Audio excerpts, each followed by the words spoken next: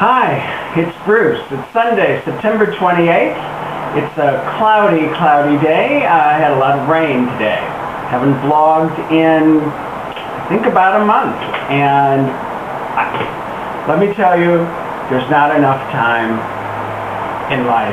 So enjoy it and do what you can. It's just whizzing by. We just got back last week from a wonderful week in Yellowstone and the Grand Tetons, Bill and I and two friends.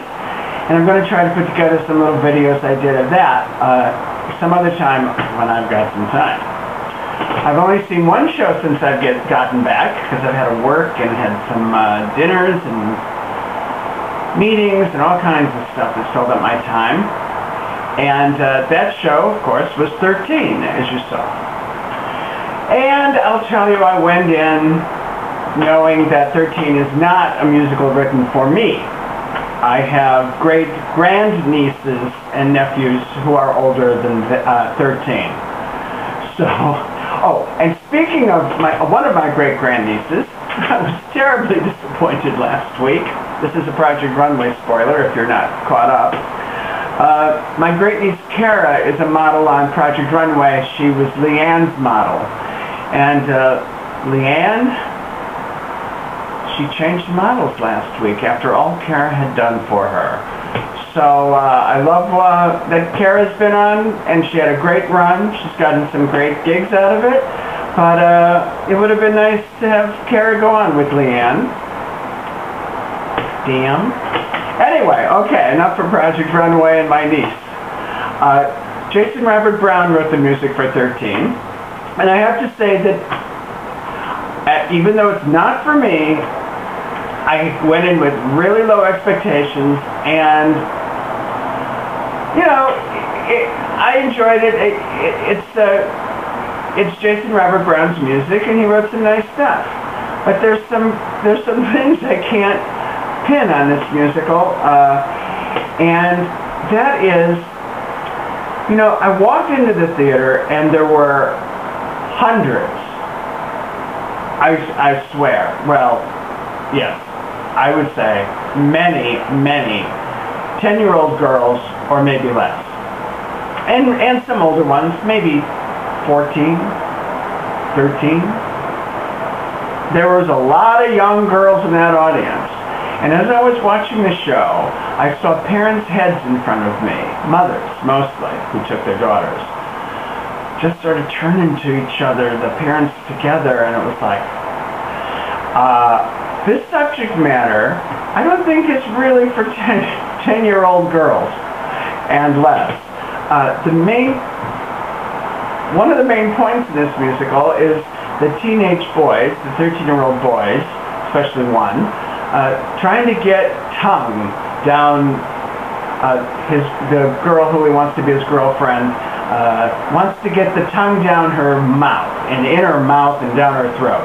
And this is hammered pretty much through the show.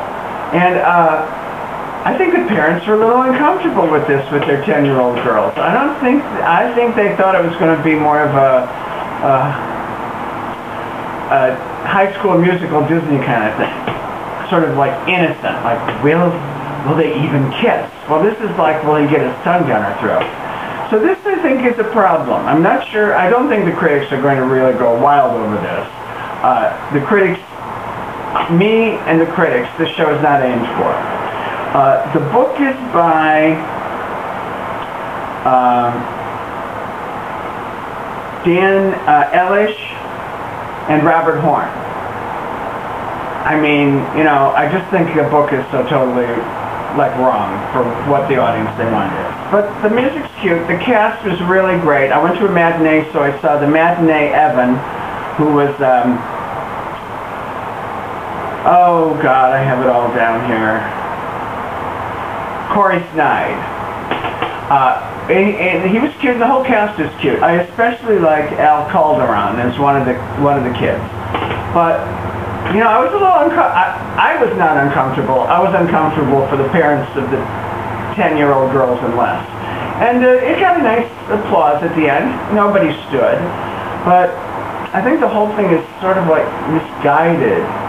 Now, I may be wrong, it may be a big hit with parents taking their kids to it, but I'll tell you, I'm not sure.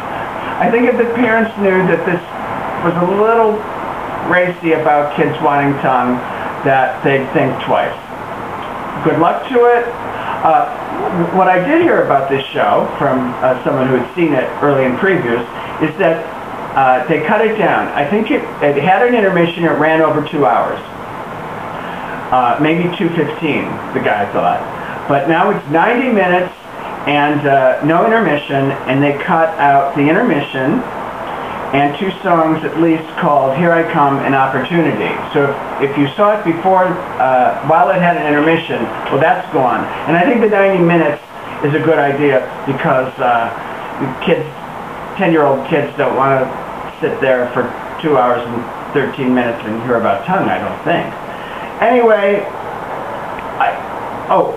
another good thing about it was Tom Kitt is the musical director. Tom Kitt is the composer of High Fidelity and Next to Normal, and I'm glad he's working. He's got a good gig. He's making good money as a conductor. So congratulations, Tom.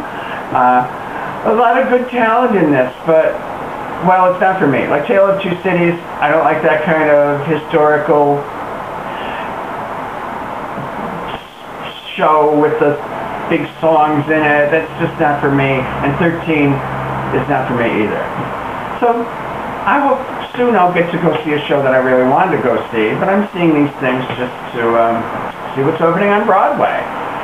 All right, well, tonight is the premiere of Amazing Race, and if you know, I'm a reality junkie, and Amazing Race won the Emmy, and it's one of my favorite shows.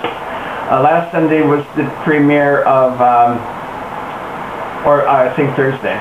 I don't know, because everything's on DVR, and I was out of town, and I'm just catching up on like 30 hours of television. Survivor, Gabon, taking place in Africa, first time in HD. 2 thumbs up for that. And the first episode of this year's Heroes, which was 2 hours. Pretty good for Heroes. They had a kind of a bumpy, rumpy last season, and they caught up pretty good this year. All right, so that's it. I'm giving this for 13. I have no idea if it's going to work or not. I would say no. But I'll see you soon. Hopefully, we got a lot of tickets on that dresser in there that I'm going to be using soon. Booking ahead.